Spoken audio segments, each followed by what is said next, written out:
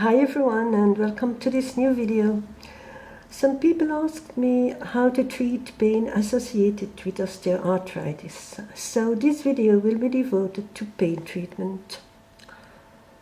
Till now we've seen the pain caused by the healing itself, and this latter simply stops by removing the poultice. And it is besides better to speak in this case of a healing activity. But it can also be a twinge of short duration, some sort of lightning in the finger, which can occur in the case of intense sweating. Unlike this healing-related pain, the pain associated with osteoarthritis can be felt many different ways. We feel it when we lean or press on the finger, when moving or hitting the finger, in sudden movements. Shortly, it is the pain that impedes us from using the finger. It can make the finger so sensitive that it cannot bear the poultice.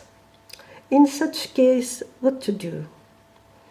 Most often we don't know too much. The biggest confusion seems to reign on this subject. Every time it's like it's the first time we feel pain, and we seek and try warm, cold, ice, hot water bottle. We try out all means at our disposal. To treat this pain accurately, we need at least to know what it is. And the only thing we know is it is inflammation. But what is inflammation exactly, and how to treat it? We are in the heart of Kneipp's method. Inflammation, in other words pain, is heat, is fire, says Kneipp. In video 18, we saw the natural movement of the blood. It always goes to where heat is.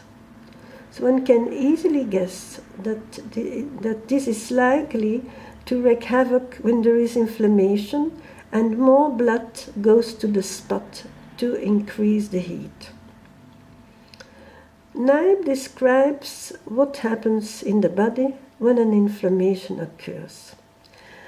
In the following description, the lungs are inflamed, but the description is valid for inflammation in general.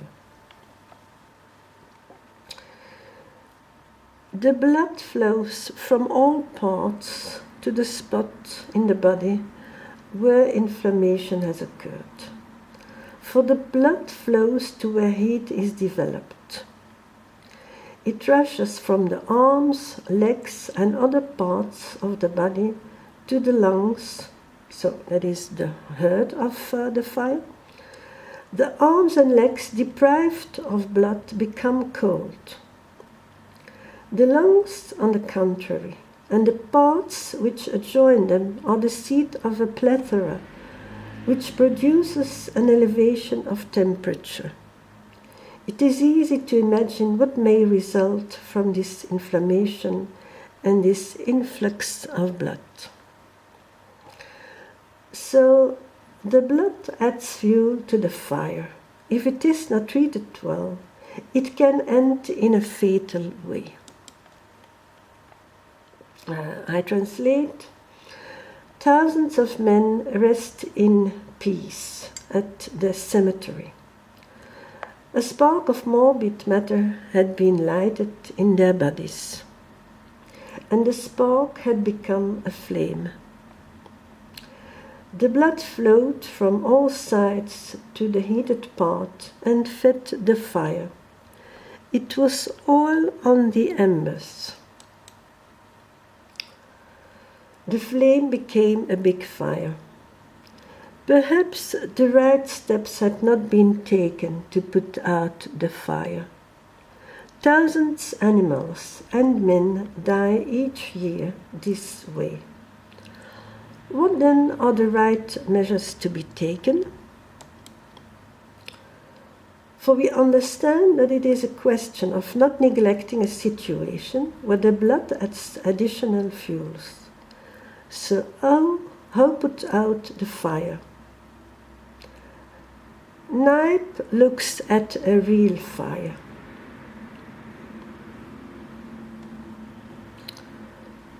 What do men do when there is a fire? They start by saving everything that can be saved and move away everything that could feed the herd and run the pump until the fire extinguishes. Let's understand it and take advantage of it. So he will treat inflammation exactly the same way as a fire. He distinguishes between two different situations: inflammation inside the body and inflammation on the outer surface of the body. Let's take a look for an inflammation inside the body. I translate: if inflammation develops in some place, try to repress as soon as possible the influx of blood, and to preserve from inflammation the blood which is not yet heated. Act at the same time on the inflamed part, to divide and divert as much as possible the blood accumulated in the furnace. So in other words, it is necessary to remove first the fuels, and this is done by removing the blood from the herd, and by diverting it, and then treating the herd itself. We are going to take a look at a concrete example, and as a proof of the effectiveness of the treatment, we will take a desperate case, and we will read how Kneipp treats it. He was called for a patient whom the doctor had condemned to death.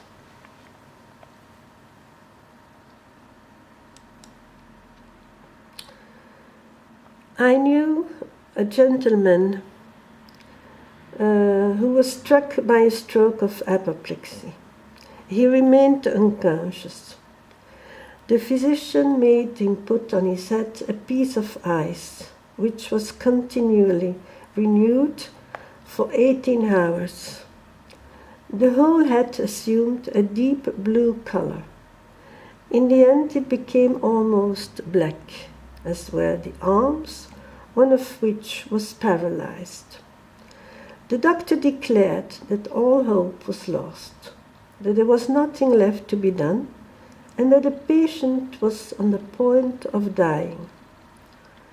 When the doctor pronounced this judgment, I thought to myself, if the patient is lost, one can always try something without having anything to fear. I removed the piece of ice and wrapped his feet and legs up to the knees in hay flowers, and as warm as the patient could bear. Already after a few minutes, a change in his condition could be seen. At the end of half an hour, the violet color had sensibly paled. The warm hay flowers on the legs were renewed, and 3 to 4 hours later, the natural color of the skin returned to sight. The legs were wrapped in this manner twice, every 2 days, and the forearms 3 times. At the end of 3 days, there were visible signs of improvement. At the end of 5 days, though he could not yet speak, the patient regained consciousness.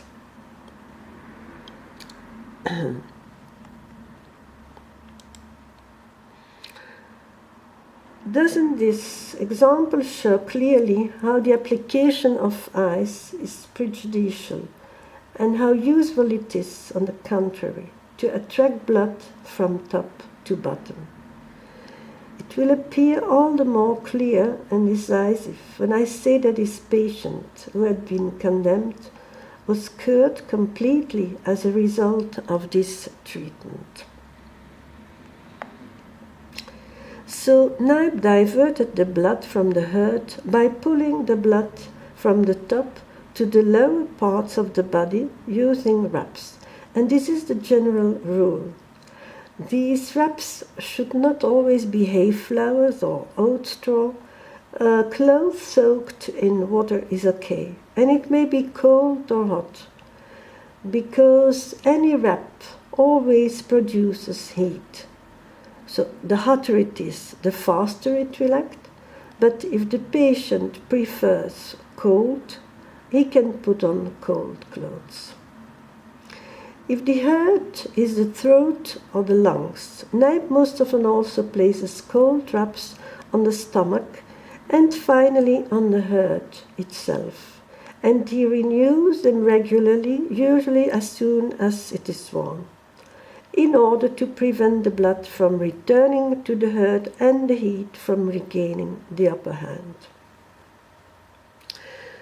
We now take a look at the second case. That is, how to proceed if the inflammation is at the outer surface of the body, like our finger. It all depends on the severity. I'm not going to translate this page, but it is about Anna. She has pain in the thumb. She rubs it for a few days and gets rid of the pain at the price of an abscess. So no need to rub here, says Kneipp. It's only heat, and a little bit of cold water on it suffices amply. Anna, enveloping the thumb, drew blood to the spot and increased the fire, hence the abscess. The jet of cold water has the same effect as a pump on a house that burns. But it is not always that simple. For example, if the whole hand hurts, cold wraps will be used and they will be renewed regularly as soon as they are warm. So I translate. When it is not only the finger but also the hand that hurts, then the fire is bigger. It has invaded and the finger and hand. Is it permissible in this case to hold the hand under the pipe of the fountain to calm and extinguish the fire? Not at all, for the pain does not consist of heat, which is to be removed, but rather of morbid humus, which must be dissolved and eliminated. It is therefore necessary to rub the finger and the hand in a wet cloth, and to renew this jersey as often as it becomes hot. And finally, there are also the many cases where hot wraps are to be used, when substances are to be dissolved, but also for poisoning, in which case we must prevent the inflammation from spreading inside the body, or for our finger osteoarthritis. Heat is essential here, since the elevation of temperature is needed to dissolve the morbid substances, which are to be eliminated through the pores. So we now return to our initial question. Our finger hurts so badly that it cannot bear the oat straw poultices. What to do? Well, we have no other choice. One must try out softer applications. For instance, make a thinner poultice, or replace the paper with a gauze, or replace the poultice with a compress, that is a cloth soaked in an oat straw decoction and renewed every half hour. And if this is still not bad, you'll have to think about the most gentle but also the most effective application, namely the hot bath.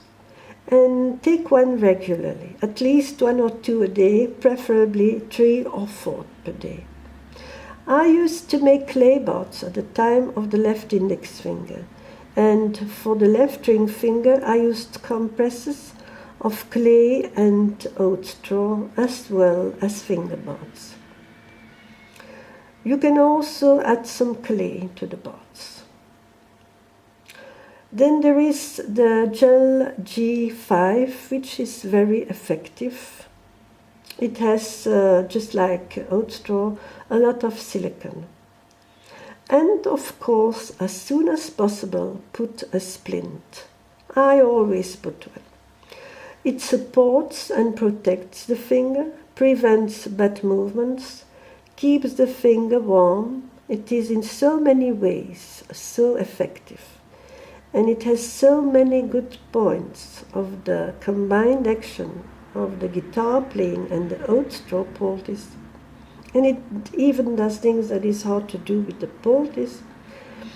So that it deserves a whole video be devoted to it.